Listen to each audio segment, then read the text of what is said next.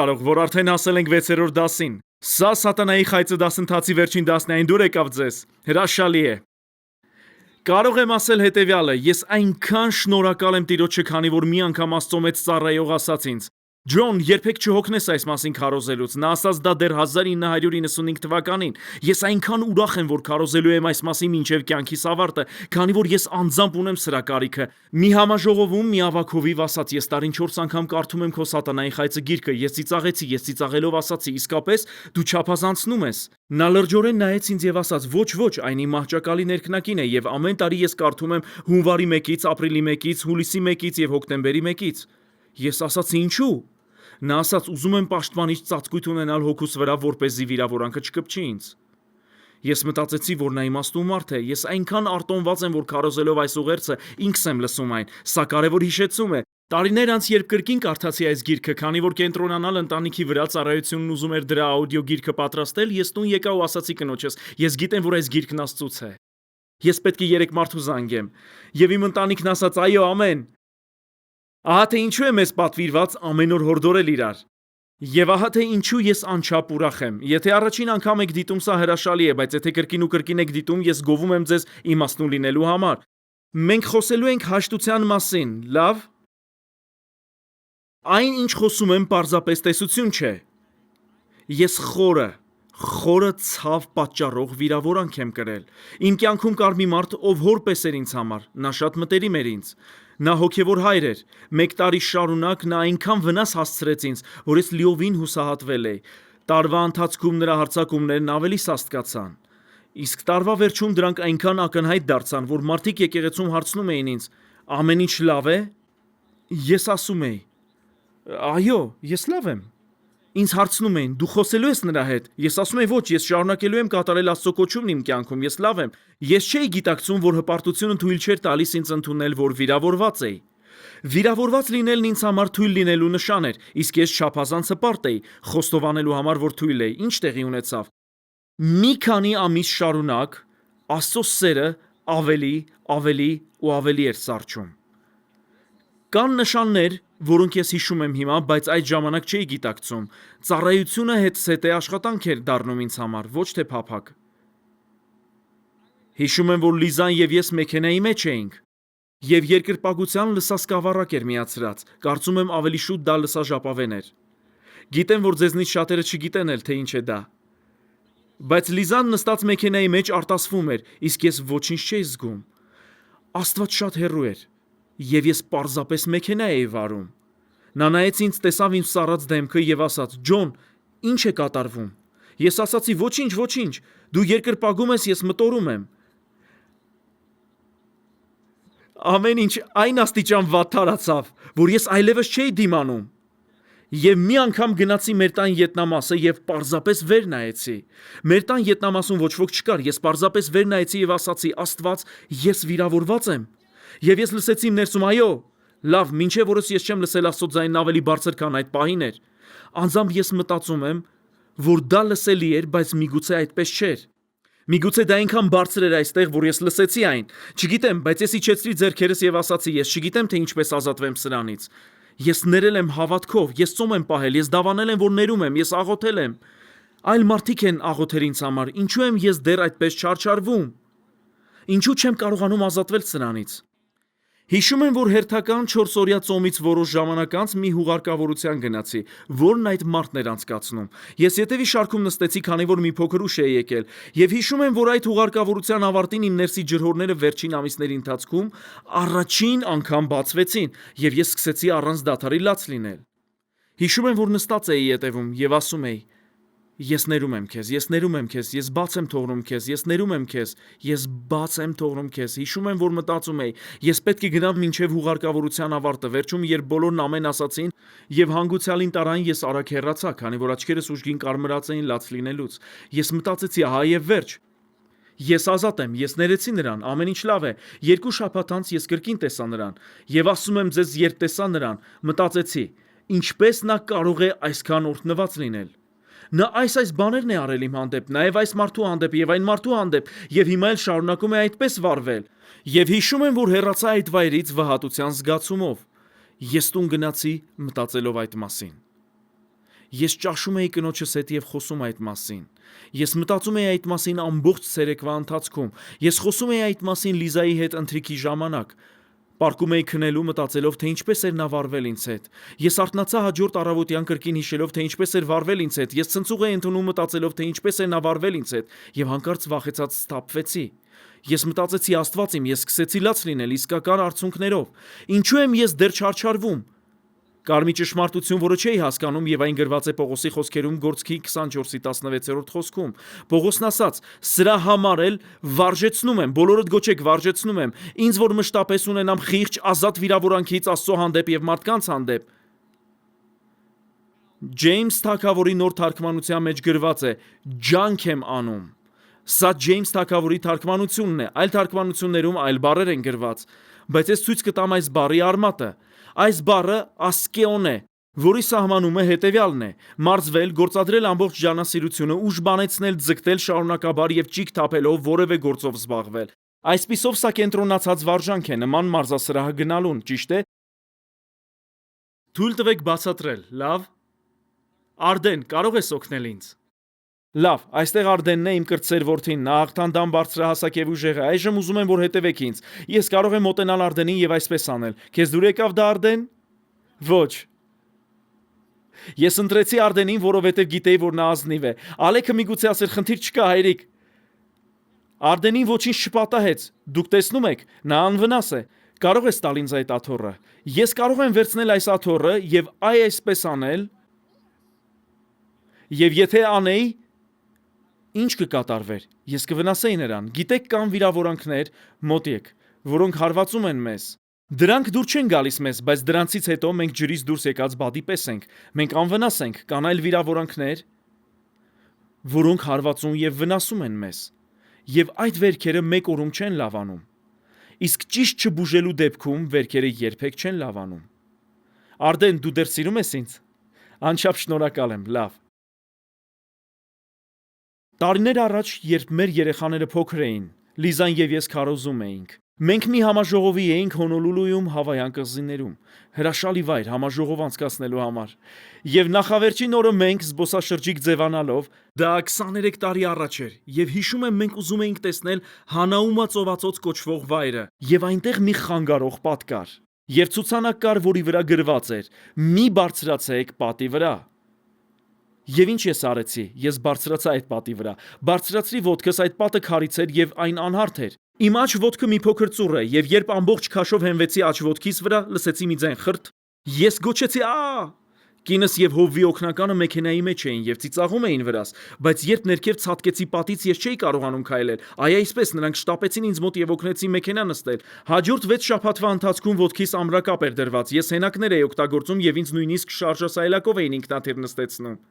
Հաջորդ օրը հովվի օգնականի կինը հրավիրեց մի մարզչի եւ ֆիզիոթերապևտի, եւ նա սկսեց աշխատել իմ ծնկի հետ։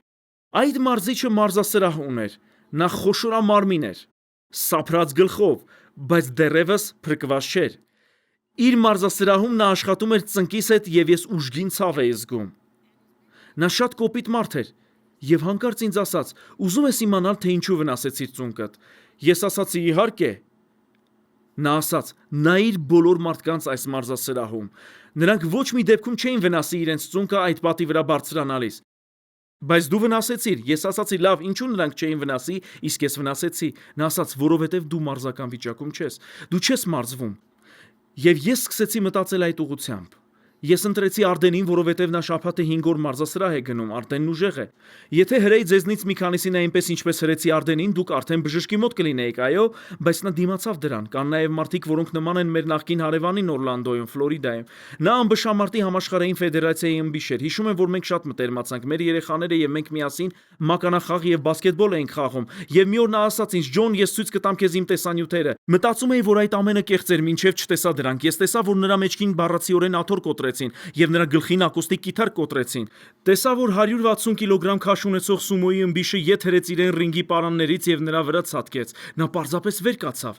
Եթե դա տեղի ունենար այլ մարդու հետ, նրա մոտ կծկումներ կսկսվեին, եւ հանկարծ ես հասկացա, որ այդ մարդու նման քրիստոնյաներ կան, որովհետեւ Սաղմոսներում գրված է. «Քո խոսքը սիրողները մեծ խաղաղություն ունեն եւ ոչինչ չի կարող վիրավորել նրանց»։ Այդ մարդուն անկարելի էր վնասել, բայց թույլ տվեք ասել, որ եթե մենք լինեինք այդ մարդու փոխարեն, շատ վատ վիճակում կհայտնվեինք։ Նույն կերպով մարդիկ հոգու մեջ են, կան մարդիկ, որոնք թույլ են, նրանք չեն աղոթում, նրանք չեն կառուցում իրենց ներսի մարդուն, նրանք ժամանակ չեն անցկացնում խոսքի մեջ, նրանք հեշտորեն վիրավորվում են։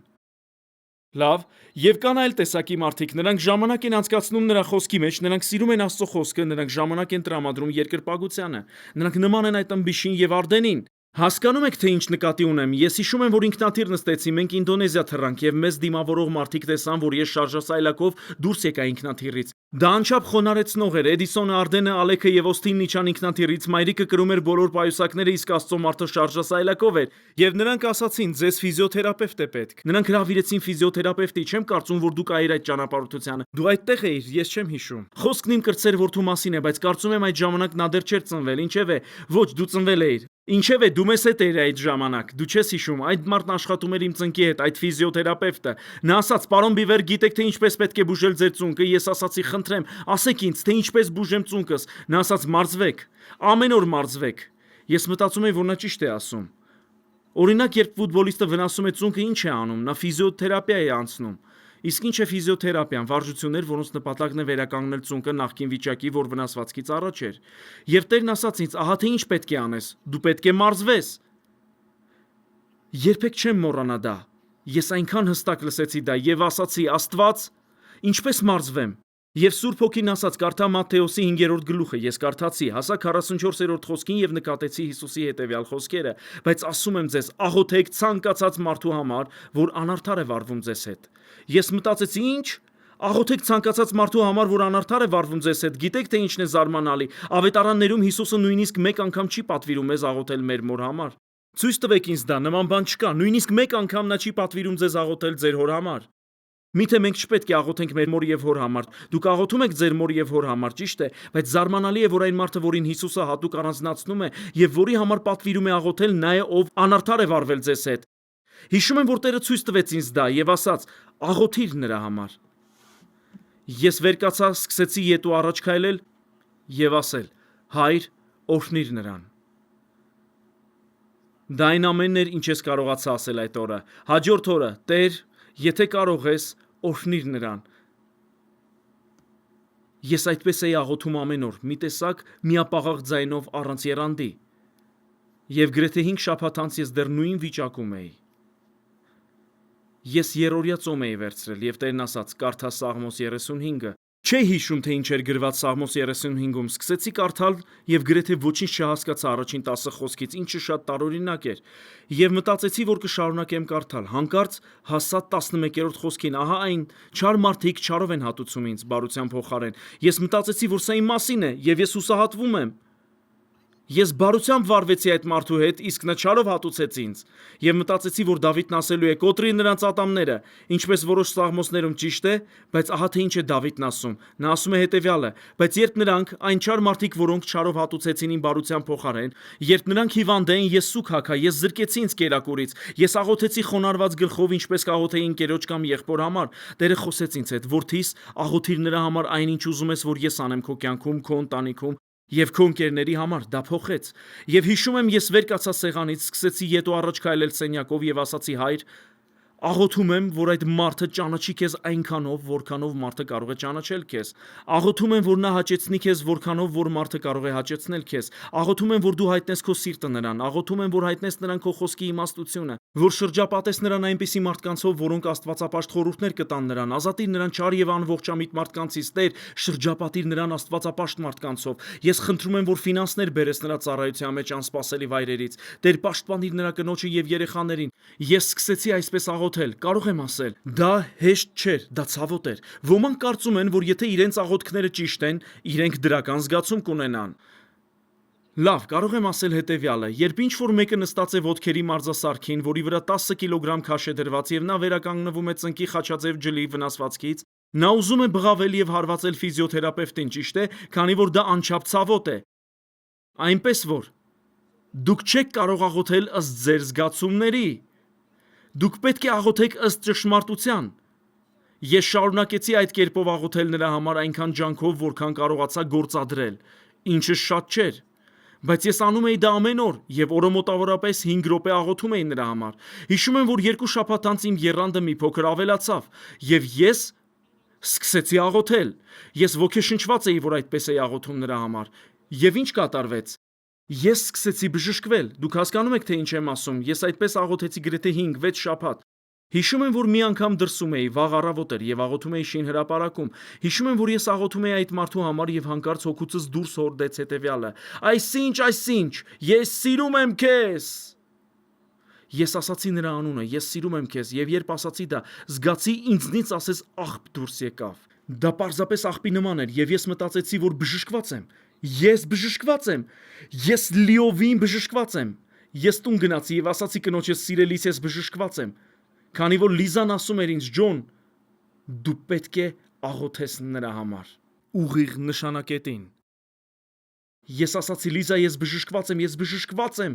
եւ նա ուրախացավ, նա անչափ ոգևորվեց, բայց 2 շաբաթ անց ես կրկին տեսա այդ մարդուն, եւ ներսումս մի փոքր լարվածություն հայտնվեց։ Ես մտածեցի, սա ինչ է, եւ իմ կինը, որ մարգարեական հոգի ունի, որ երբեմն դա վախեցնում է ինձ,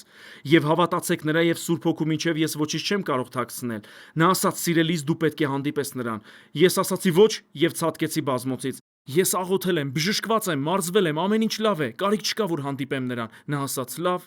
Ես դուրս գնացի եւ աղոթեցի, Աստված պետք է հանդիպեմ նրան։ Եվ Տերն ասաց այո, այդ այոն այնքան ուժգին չէր, որքան առաջին անգամ, բայց այն ուժգին էր։ Ներկայացնում ենք Messenger X-ը, նյութերի ներբեռնման եւ հոսքային հեռարձակման լիովին նոր հարթակ։ Այն աշակերտական նյութերի ամբողջական թվային դարան է Ջոն եւ Լիզա Բիվերներից։ Պարունակում է վիդեո ուսուցումներ, աուդիո եւ էլեկտրոնային գրքեր, կարճամետրաժ ֆիլմեր, աստվածաշնչեր եւ ավելին։ Այս նոր հարթակը կարելի է օգտագործել ձեր բոլոր սարքերով։ Այն լիովին անվճար է ավելի քան 120 լեզուներով։ Աշակերտություն յուրաքանչյուրի համար ամենուր։ Ներբեռնեք հավելվածը կամ այցելեք messengerx.com։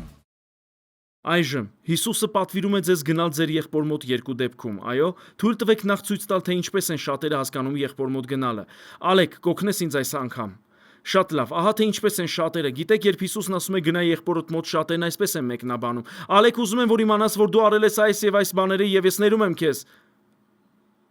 Լավ, ինչ են նրանք անում։ Օգտագործում են Հիսուսի խոսքերը, որպեսզի փսխեն այդ ամենը ձեզ վրա եւ ասեն, թե որքան վատ եք վարվել իրենց հետ։ Ճիշտ է։ Նա նկատի չուներ դա ասելով գնա եղբորդ մոտ։ Շնորհակալ եմ, Ալեք։ Երբ Հիսուսն ասաց գնա եղբորդ մոտ, նպատակը հաշտությունն էր։ Կա մեծ տարբերություն ներման եւ հաշտության միջև, եւ շատերը չեն հասկանում սա։ Նրանք նույնացնում են այս երկուսը, բայց դրանք նույնը չեն։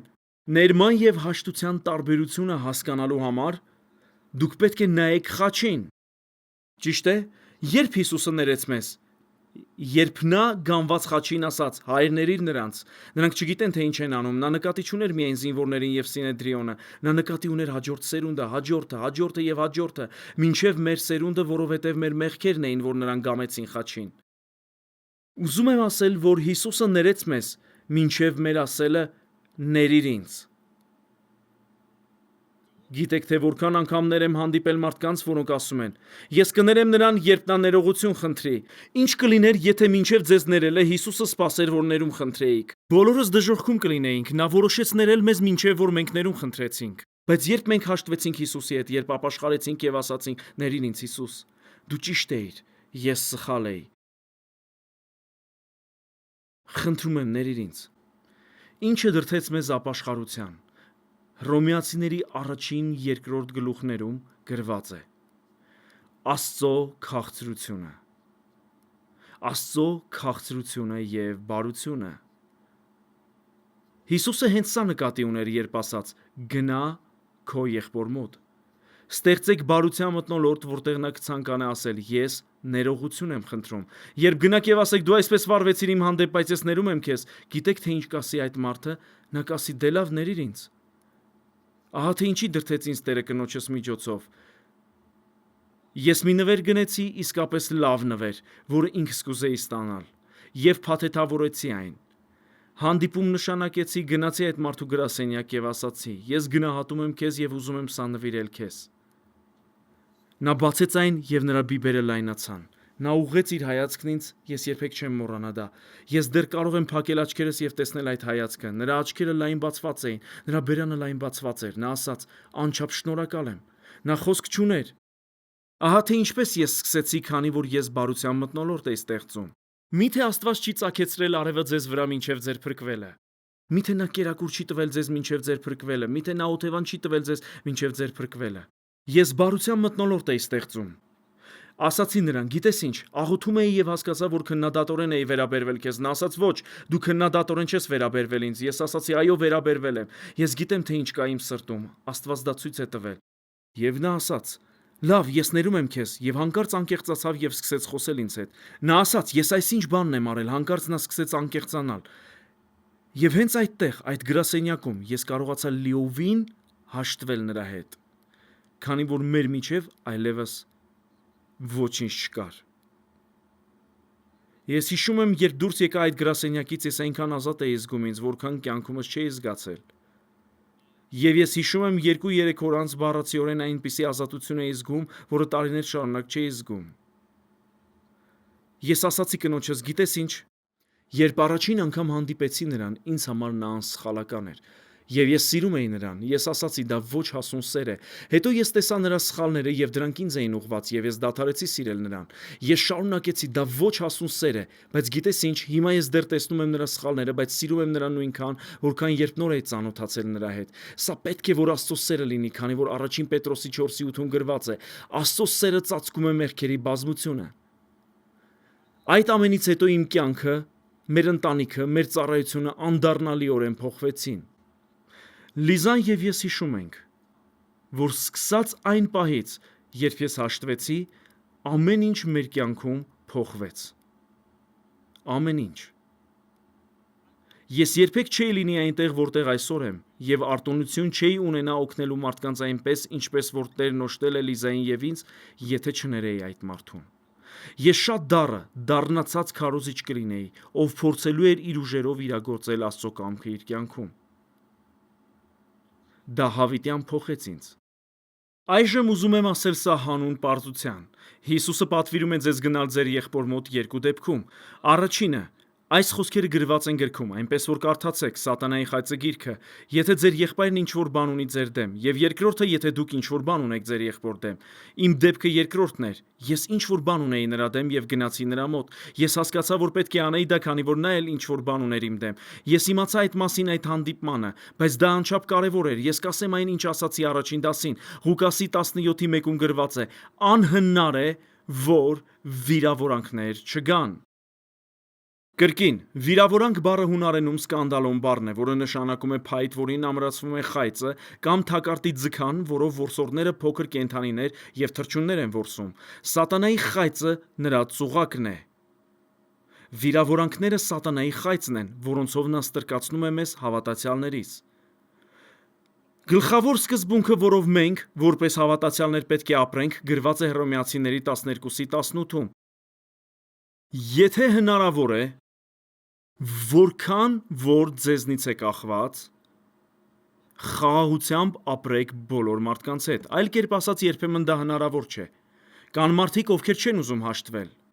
Հիսուսն ասաց Մատթեոսի 18-րդ գրքում մենք անդրադառնում ենք սրան, թե ինչպես վարվել նման իրավիճակներում, բայց որքան որ հնարավոր է ձեր կողմից, խաղաղությամբ ապրեք բոլորի հետ։ Ուզում եմ ավարտել մի վկայությամբ, ինչից հետո կաղոթենք։ Ես երբեք չեմ մոռանա այդ դեպքը։ Ես քարոզում էի մի համաժողովում Ֆլորիդայում։ Այդ դեպքը հավիտյան դաջված է իմ հիշողության մեջ։ Դա բազմամարդ համաժողով էր։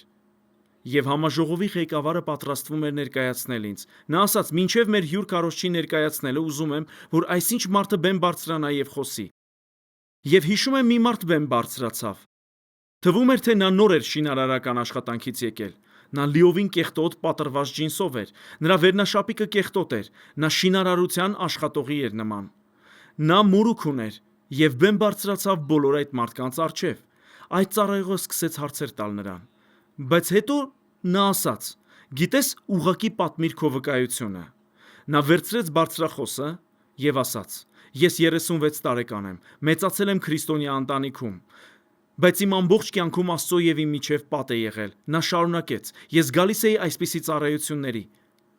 Մարդիկ Աստծո ներկայության հպումն էին ստանում, իսկ ես ասես կողմնակի անձ լինեի։ Ես ինչ-որ պատ էի զգում, նա ասաց, ես փորձում էի աղոթել և վերապրել Աստծո ներկայությունը, բայց դա երբեք չէր հաջողվում ինձ։ Մի քանի շաբաթ առաջ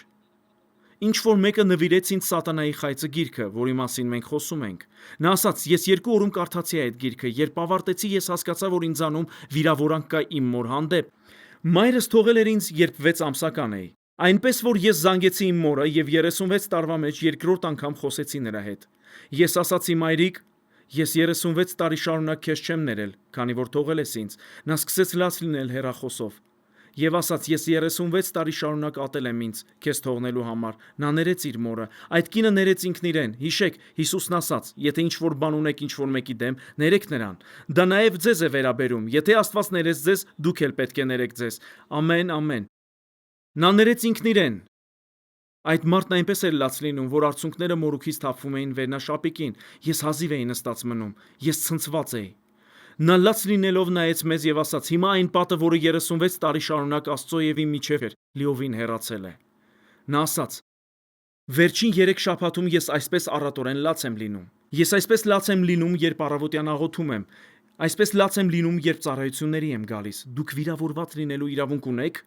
Այո, դուք ամեն ինչի իրավունք ունեք։ Եթե ուզում եք հավիտյան դժոխքում այրվել, Աստված կպաշտպանի հավիտյան դժոխքում այրվելու ձեր իրավունքը, քանի որ նա ազատ կամք է տվել ձեզ։ Բայց եթե դուք ուզում եք Աստծո հետ վարվել, դուք վիրավորվելու իրավունք չունեք։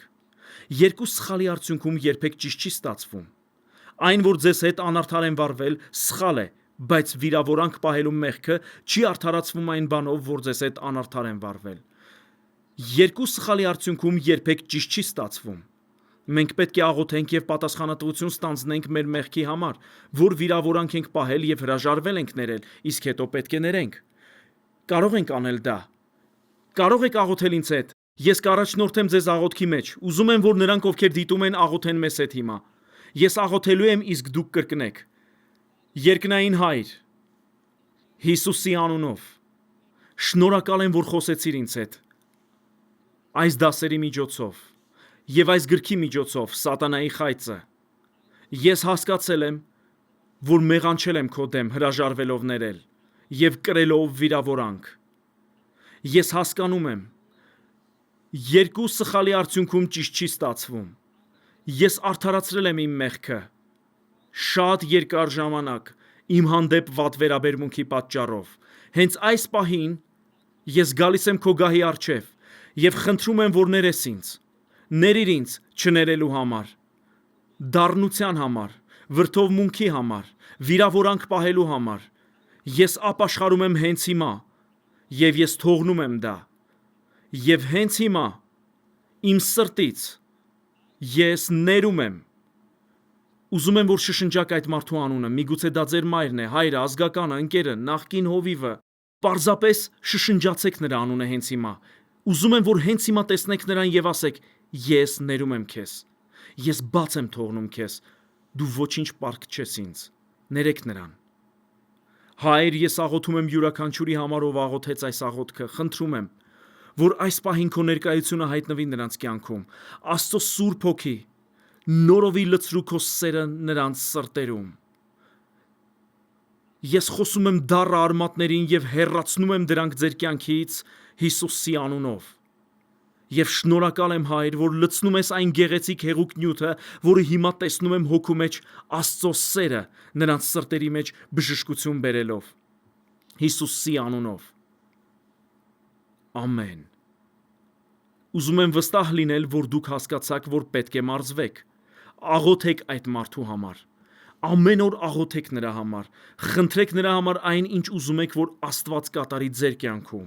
Մտածեք ամենամեծ բաների մասին, որոնք ուզում եք, որ Աստված կատարի ձեր կյանքում, և խնդրեք այդ բաները նրա համար։ Եվ երբ հասկանաք, որ բժշկվել եք, գնացեք այդ մարդու մոտ։ Մի գնացեք այդ մարդու մոտ, քանի դեռ վստահ չեք, որ աղոթել եք մինչև բժշկվելը, քանի որ եթե դուք իրապես չեք ներել այդ մարդուն, դա ի հայտ է գալու։ Դա ի հայտ է գալու, երբ գնաք նրա մոտ և սկսեք խոսել նրա հետ։ Համոզված եղեք, որ գնացել եք հանուն այդ մարդու, ոչ թե միայն հանուն ձեզ։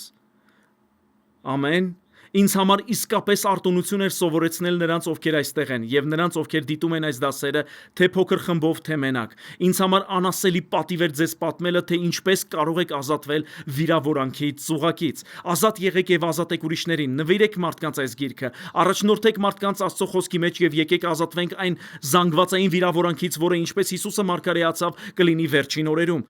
Ես հավատում եմ, Աստծո մեծագույն շարժումը տեղի կունենա, երբ քրիստոնյաները, հավատացյալները լիովին ազատ լինեն սատանայի խայծի ծուղակից։ Աստված օրհնի ձեզ, վայելեք այս գիրքը։